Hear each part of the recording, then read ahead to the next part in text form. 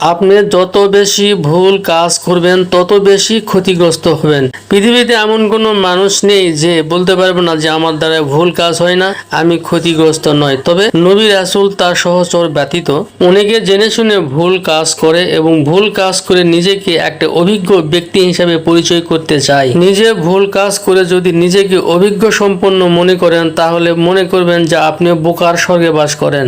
আল্লাহ আপনাকে সুন্দর একটা শরীর দিয়েছে, বিভিন্ন অঙ্গ দিয়েছে। যদি এই শরীরের অঙ্গকে আপনি সঠিক ব্যবহার না করে আপনি অপব্যবহার করেন, এই ক্ষতিগ্রস্ততার মধ্যে আপনিই পড়বেন। আল্লাহ আপনাকে লিঙ্গ দিয়েছে আপনার শরীরের বর্জ্য পানি বের করার জন্য এবং স্ত্রী ধর্ম পরিচালনা করার জন্য।